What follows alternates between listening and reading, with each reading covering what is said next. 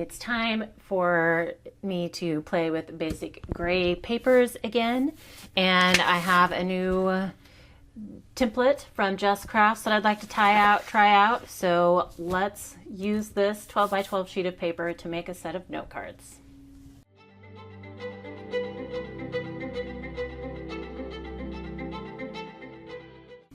Hey guys, it's Beth. Welcome. Again, it's time for that Bringing Back Basic Gray collab that I do along with my friend Sarah, who is Craftin' Relaxing here on YouTube, and Kathy, who is Stampin' Cat over on Instagram.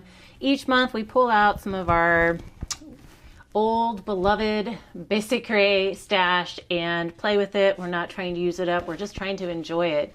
Basic gray doesn't make paper anymore, and we have had a stash that we've kind of been hoarding, and so we decided to pull it out and enjoy it a little bit each month. So I have the sheet. It's Kissing Booth Butterfly Kisses. It is double-sided with this pink pattern on the back and this pretty floral on the front.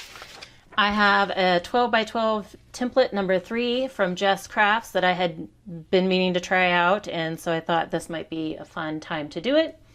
And I have some craft card bases along with some white to go on the inside, and then some craft strips that I can use for some matting. So thought it would be a fun and quick project to do with y'all for this month's collaboration. I went ahead and cut down the 12 by 12 sheet. I had thought I was recording it, but apparently I didn't. But again, it's a simple step of just cutting down that 12 by 12 pattern sheet according to Jess's template. She gives you the cut guides, for cutting that whole sheet into the different pieces that you need for the card. And so there I was just laying out kind of the card with my layers to see how it was going to look. I'm going to be putting the card together assembly line style. So here I'm just putting the pattern strips onto the strips of the craft cardstock that I had also cut down. The pattern strips are 3/4 of an inch, and my craft cardstock strips were already around an inch wide, so I didn't trim the width down. I just trimmed the length so that they would be the 4 inches to go across the card mat. And I did pull in some more craft cardstock scraps to cut the circles out. That's the mat behind the pink circle.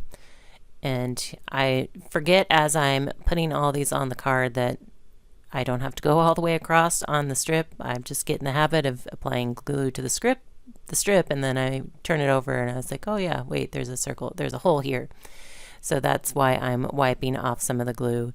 And then I do get to the point where I remember to not put glue all the way across the strip, but then I still misjudge where the hole is. So I'm still wiping off glue. It doesn't matter. But that's okay.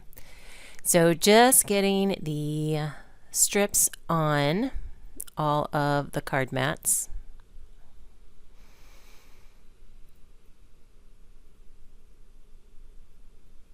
And the process of cutting everything, I think it took longer to die cut everything, or it took about as long to die cut my circles as it did to really assemble the cards.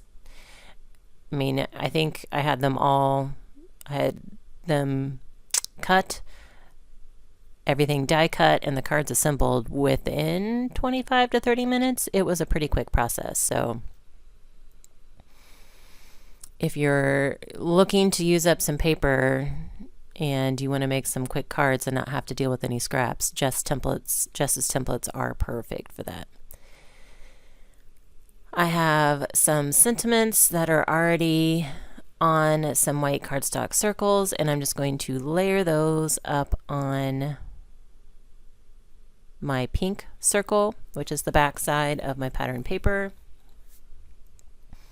And I could have used the pink side for that strip that goes across the card mat as well, but I I don't know. I just wanted to go with the pattern. I thought the pattern was pretty, and I really wanted that pop of pink to be behind the sentiment. So you could do this either way. I also thought about doing the pink strip, the pink side as the strip, and then matting my sentiment with the pattern, but I didn't like that off-white behind my white sentiment, and I didn't have any cream cardstock to do the sentiments on, so this is why I went with the route that I did. Just getting the rest of the circle layers put together now.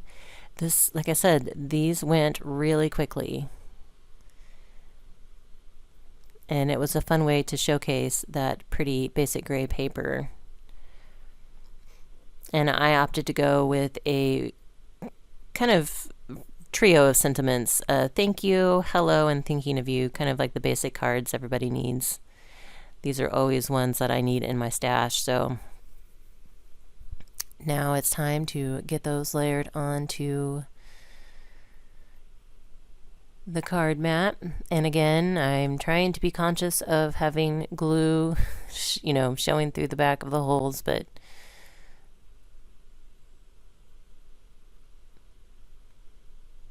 it doesn't really matter. I mean, the glue's going to dry anyway, but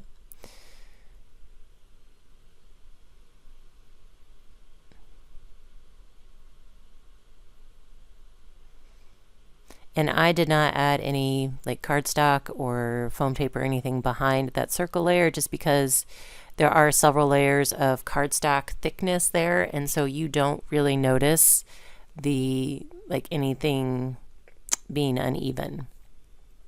If it were thinner, I would probably have to boost up behind the top and bottom of the strip, but with 3 layers of cardstock, it's not very noticeable, so I didn't worry about it. And now for the last step here, for the card front anyway, I am just going in with my ATG and adding adhesive to the back, and can apply them to the front of my card. Again, assembly line style.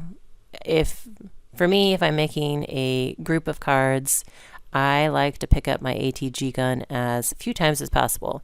So if I can do adhesive on multiple pieces at one time, I will. You just have to be very careful when you do this that you don't reach across and things get stuck together, or you have to make sure that the ones with adhesive are out of the way enough that they're not going to stick to you or anything else. I'm not always successful at that, but for the most part I am. And it works for me. Doesn't work for everybody. So get these last couple ones down here. And it's a simple card, but I think it's really pretty with that floral pattern. So now I have some white cardstock that I'm going to put on the inside of the craft, just so that it's easier to write on and be seen. And I just took some white cardstock, it's a thinner white cardstock, and cut it down to 4 by 5 1/4, and it'll go right there on the inside of the card. This is a step that's good if you have, that craft is actually light enough, it probably would be fine. But a lot of the craft cardstock is darker.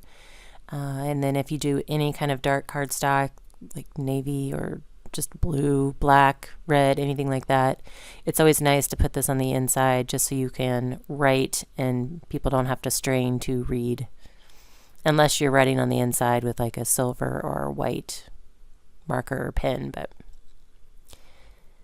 so that's done. And then the only scraps I had left were that branding strip at the bottom. And a lot of times basic gray, the back side of the branding strip is patterned all the way across. So I just took that strip, and since it was 12 inches, I cut it down into 2-inch pieces. And then I'm just going to add a little angle, and I always like to add a little bit of pattern paper or something with color on the inside of the cards, just because it's a little fun surprise when someone opens up the card. And so this isn't adding a whole lot, but it's adding something. And again, it's also a good way to use up any of the scraps you have left. So this was like a very effective use of a 12 by 12. And it just has templates for all sizes of paper. Like, I know she's always adding new sizes that people ask for. She's got multiple templates for 12 by 12, 6 by 6.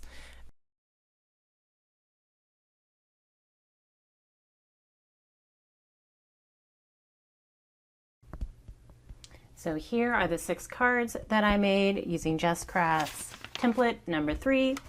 I did just do the vertical orientation since that's how I kept my paper, and my paper did have a directional pattern, so it probably would have been fine, but had I turned them this way, the flowers would have been kind of facing sideways. So I just did all of mine vertical, but I did switch up the kind of alternate the side that I stamped the circle on. So about 3 I stamped or I die cut on the right and 3 I die cut on the left. I used a stitch circle for both the pink, or for the craft layer, and for the pink layer I just did a regular circle, and these sentiments I had printed out from my silhouette and then just used a 1 3/4 inch punch to punch those out. So this template, which Jess is like amazing about, uses up the entire sheet of paper. So I didn't have any scraps from the paper itself. All I had left was that branding strip at the bottom, which on the back side it had a pattern all the way across. So I cut it down to 2 inches and stuck it on the inside of my card. So I could dress these up further if I have enamel dots that match or Nouveau drops or things like that. But overall, I mean, they're a really cute set of note cards, and they were really quick to put together. I used up and enjoyed a sheet of my basic gray paper, and I didn't create any more scraps. I love, love, love that. So I will link Jess Craft's website down below. She has a ton of other templates as well as card sketches, so you can check those out.